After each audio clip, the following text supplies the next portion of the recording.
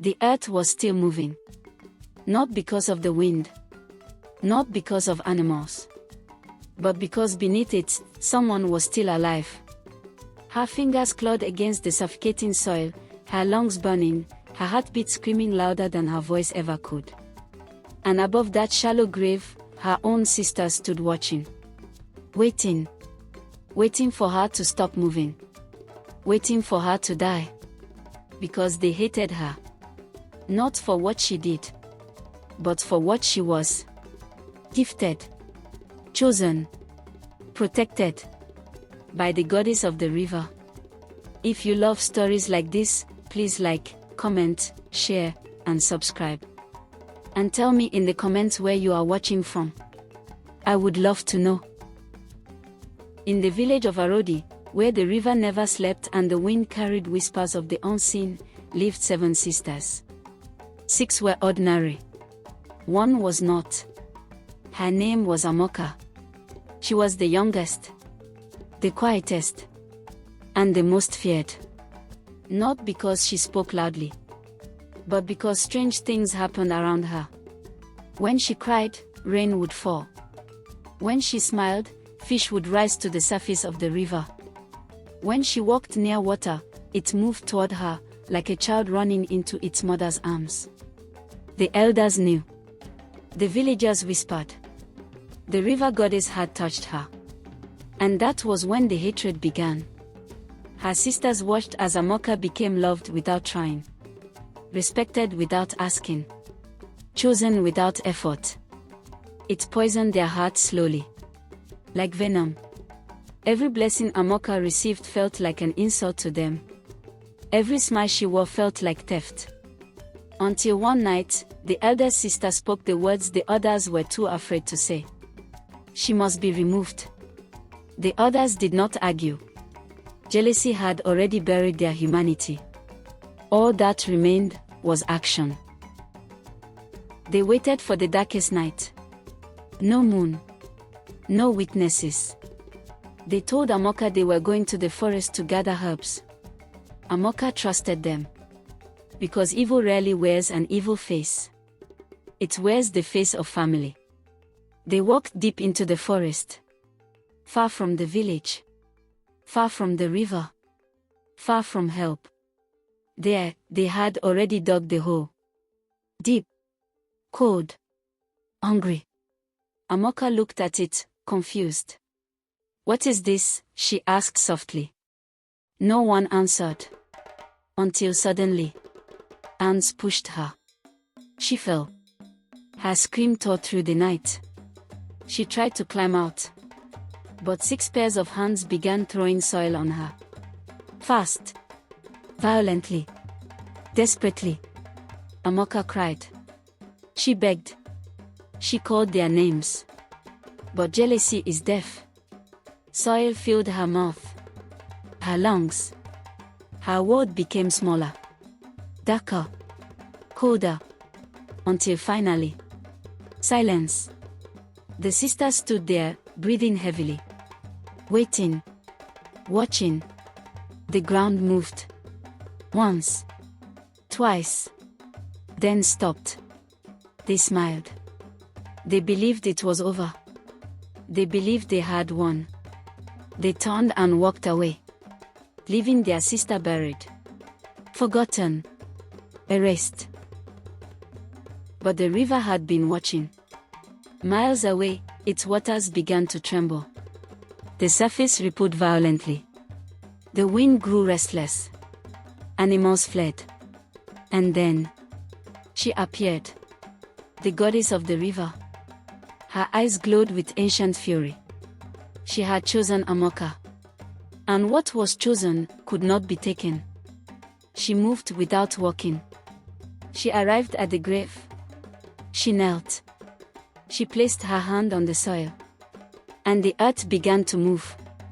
Slowly. Gently. Like it was afraid of her. The soil parted.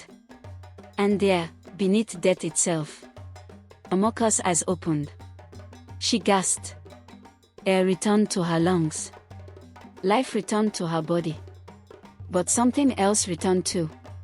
Something darker. Something older. Something not entirely human. Amaka stood up. Her eyes no longer soft. Her voice no longer fragile. She did not cry. She did not speak. She only turned and began walking back toward the village. That same night, her sisters woke up suddenly, all at once. The air in their room was cold, too cold. They heard footsteps outside, slow, heavy, deliberate. Step, step, step.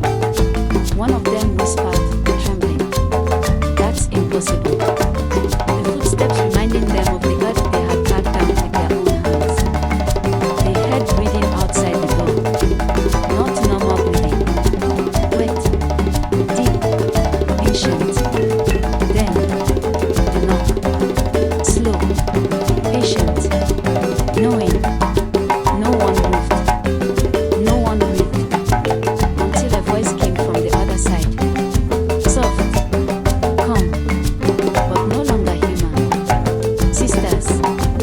Silence swallowed the room, and the door began to open by itself. But what stood behind it was no longer the girl they buried. And from that night on, the river in Arodi was never the same again.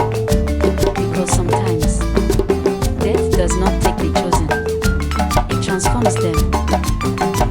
That night, none of the sisters slept, but the eldest came, had it first. Water, dripping, inside the house. She sat up slowly, her heart already knowing. She followed the sound, step by step, until she reached the center of the room. There stood Amaka, facing the wall, motionless. Water poured around her feet. Then, Ken, Amaka said without turning. Her voice cracked like wet wood. "Do you remember when I fell into the river when I was 7? And Ken froze. She remembered. Amaka had slipped beneath the current. She had screamed for help. She had begged. And Ken had stood there, watching. She had done nothing. Because even then, she was jealous. "I was drowning," Amaka whispered. The water around her feet began spreading. But something held me. Her head turned slowly. Her eyes met Kem's. And now, I hold it. Suddenly, the water on the floor moved. It wrapped around Kem's feet. Cold, tight, alive. Nkem screamed and pulled away. The water released her. Amaka turned back to the wall. Still, silent, waiting. By morning, the river had changed. Its water was darker, thicker. The villagers whispered. Fish floated lifelessly on the surface. The air smelled of rot and sorrow. An elder spoke quietly. The goddess is not pleased. But they did not yet know why. Only the sisters knew. And fear had already begun eating them alive. The truth of their wickedness. The sisters began seeing things, hearing things, remembering things they had buried deeper than the grave they dug. The second sister, Ifinanya, woke one night to find her hands covered in soil. But she had not gone outside. She scrubbed and scrubbed. But the smell of earth remained. Then she heard a whisper behind her. "You buried me slowly." She turned. Amaka stood there, closer than she should have been. Ifinanya fell backward, trembling. Amaka leaned down, her wet hair brushing Ifinanya's face. "You wanted to hear me stop breathing," Ifinanya screamed. But no one came, because no one could save her from truth. Days passed. But Amaka no longer ate, no longer slept, no longer blinked. She spent her nights walking, sometimes outside, sometimes standing beside her sisters' beds, watching, waiting, knowing. The sisters began to weaken. Their skin grew pale. Their eyes hollow. Because something was being taken from them. Not their bodies, but their peace, their certainty, their escape. The river goddess had returned Amaka, but not as a victim, as judgment. Finally, the youngest sister, Adis, broke. She fell to her knees before Amaka, crying. "I didn't want to do it," she screamed. "They forced me." Amaka stared at her, silent, water dripping. Adis sobbed harder. "I was afraid. I was afraid of them. I was afraid of you." Amaka stepped closer. She knelt, face to face with Adis. And for the first time, she spoke softly. "So was I."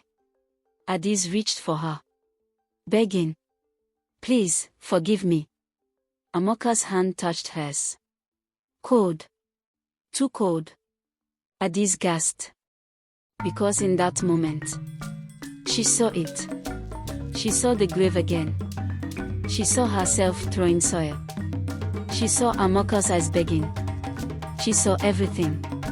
And she screamed. Because now, she could never forget. One by one, the sisters began disappearing. Not violently. Not loudly. Quietly. Like water swallowing footprints.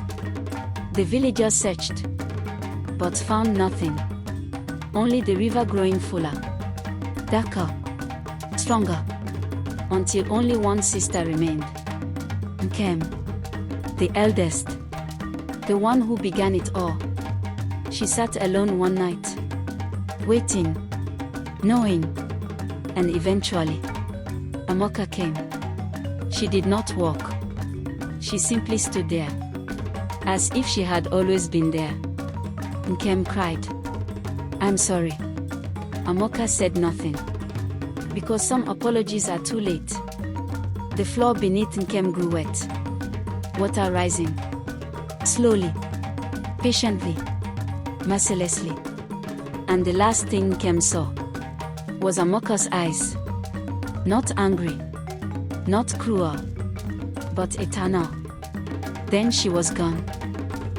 By morning, all 7 sisters were gone. But the villagers began seeing a figure near the river at night. Standing. Watching. Waiting. Protecting. Some say it was Amaka. Some say it was the goddess. Some say it was both. But everyone agreed on one thing. The river no longer chose victims. It chose guardians.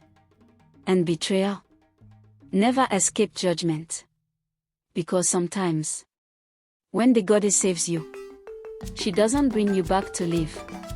She brings you back to finish what death started. If this story gave you chills, please like this video, share it with someone who loves African folktales, and subscribe for more dark and powerful stories. And don't forget to comment where you are watching from. Your country, your city.